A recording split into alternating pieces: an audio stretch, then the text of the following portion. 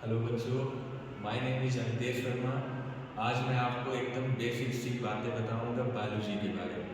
मैं आपको बायोलॉजी पढ़ाऊंगा। आज हम इसमें एकदम बेसिक सी बात करेंगे कि बायोलॉजी का मतलब क्या होता है, बायोलॉजी को कितने पार्ट में डिवाइड करके पढ़ते हैं, इसके बाद इसकी कौन कौन सी ब्रांचेज और क्या मतलब बायोलॉजी का मतलब होता क्या है और कौन कौन सी चीज़ें होती हैं।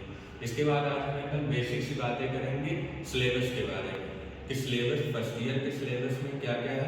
पहले क्या था एनसीईआरटी में, जो भी आपकी रिड्यूस कर दिया गया है। इसके बाद मैं आपको 12th के सिलेबस के बारे में बताऊंगा कि पहले कौन कौन से चैप्टर थे, अब कौन कौन से उसमें से डिलीट कर दिए गए। तो आइए समझते हैं एकदम बेसिक सी बात है।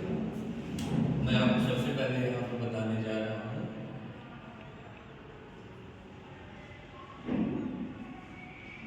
बायोलॉजी। इसका मतलब समझते कि होता क्या है। जो बायोलॉजी टर्म है बेटा, ये लिया गया है कहाँ से? ग्रीक वर्ड से, ग्रीक लैंग्वेज से लिया गया है बायोलॉजी। इसका मतलब क्या होता है? बायोलॉजी को अगर हम डिवाइड करके पढ़ें तो इसका बायोज, बायोज का मतलब होता है लाइफ, और कामा लॉगस का मतलब होता है स्टडी। लॉगस का मतलब स्टडी। यानी अगर हम बात करें कि बायोलॉजी का मतलब क्या होता है, तो सबसे बेसिक सी एकदम डेफिनेशन अगर आपसे कोई पूछ ले कि व्हाट इज बायोलॉजी, तब आप क्या कहेंगे कि बायोलॉजी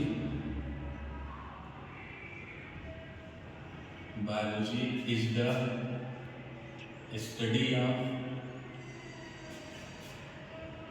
लाइफ प्रोसेसेस, या फिर क्या कह सकते हैं लाइफ फॉर्म, या फिर क्या कहते हैं लिविंग ऑर्गेनिज्म।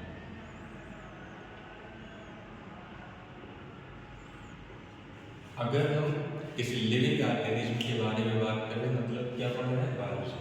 किसी लाइफ फॉर्म, किसी फॉर्म मतलब लाइफ फॉर्म के बारे में बात कर रहे हैं, लाइफ प्रोसेस के बारे में।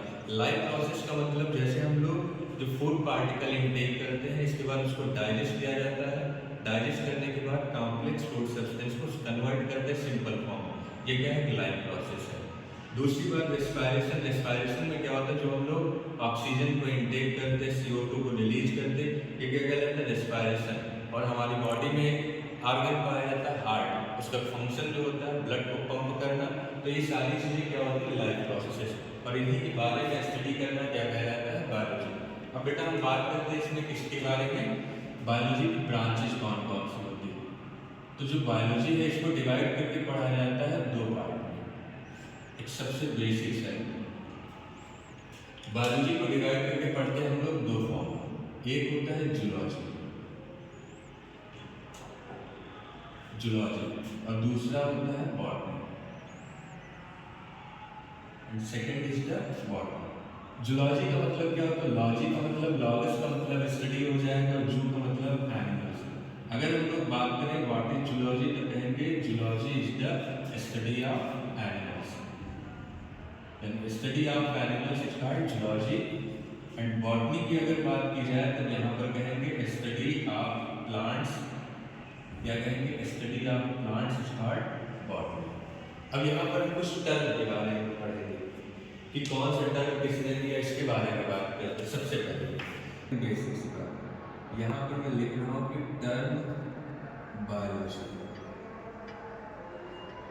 Term biology was given. जो टर्म बायोलॉजी ये दिया था दो साइंटिस्ट ने, जिनमें से एक का नाम था लैमार्क और दूसरे साइंटिस्ट ने जिनका नाम है टैबलेनस। बेटा term biology was given by two scientist, Lamarck and टैबलेनस। और इसके बाद अगर हम बात करें फादर ऑफ जूलॉजी की, तो यहाँ पर देखिए फादर ऑफ जूलॉजी कहते हैं, या फिर क्या कहते हैं फादर ऑफ साइंस। तो फादर ऑफ जूलॉजी या फादर ऑफ साइंस जो है हम कहते हैं एरिस्टोटल।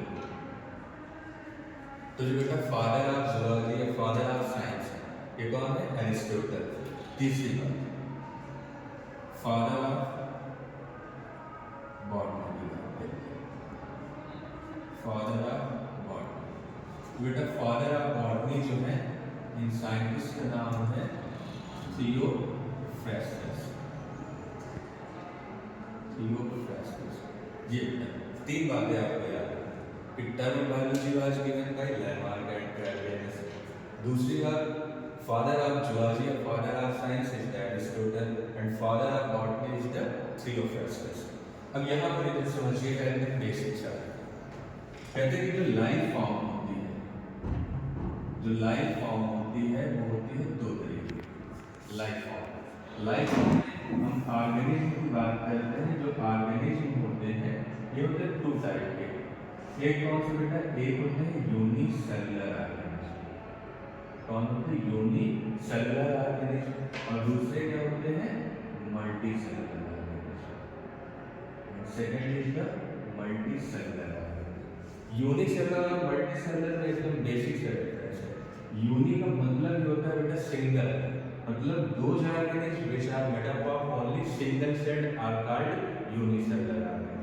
और मल्टी का मतलब होता है मोर देन वन, और सेलुलर का मतलब हो जाएगा बेटा सेल, मतलब दो organism which are made up of more than one cells are called multicellular organism। और अगर इसका हम एग्जांपल लें तो यूनिसेलुलर ऑर्गेनिज्म का एग्जांपल हो जाएगा अमीबा, और मल्टीसेलुलर ऑर्गेनिज्म का एग्जांपल हम किसकी बात कर ले, हम अपनी खुद की बात कर ले, ह्यूमन।